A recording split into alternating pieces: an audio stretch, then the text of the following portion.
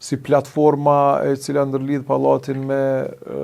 Arbërin, e cila ka fillu edhe prapë edhe ato e ka ndalë për çështje puro politike, e ka ndalë në mënyrë jo ligjore. Në kalimin Agim Ramadani, prapë që 2 vjet për shembull e kanë ndalë edhe atë për çështje puro politike. Mirë po për kundër faktit që tyne ndalesave jo ligjore nga këta që sot janë në qeverisje në detyrë, në ikje po i them. Në ki fjallën për qeverisën detyrë të Albin Kurtit, në ikje. Po, në ikje, jam shumë besoj që nuk kemi më pas, do të fitojmë tash, kur vjen koha e zgjedhjeve lokale, i fitojmë zgjedhjet lokale dhe pastaj qendrore. Besoj shumë dhe pastaj qendrorët, patjetër, do të bëjmë ndihmë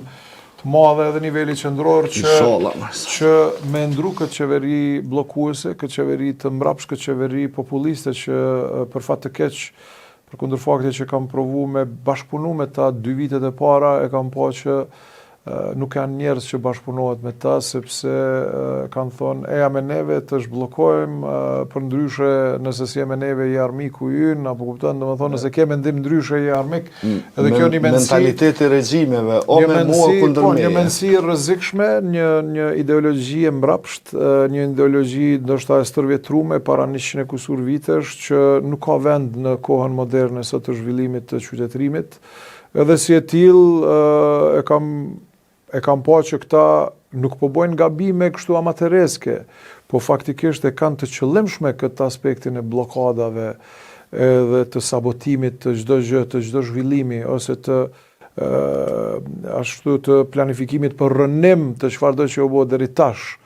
Unë kam menduar një herë në fillim, ja u kam dhënë mundësinë për bashkëpunim se kam besuar që ndoshta nuk po e kuptojnë çka është procesi, projekti, vizioni, sepse nuk e kishim blloku. Tu dash kohë me kuptu se ata kanë qëllim bllokimin? Për fat keq po, se unë po them deri në kohën kur kanë filluar me blloku rrugën Gjimxhema, rrugën A,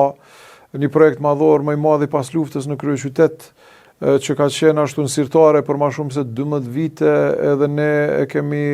nxjerrë, kemi ridizajnu, riplanifiku, i kemi shty proceset përpara, kemi fillu edhe i kemi shty proceset përpara, derisa ata kanë dalë motra e Fitore Pasollit, për shembull,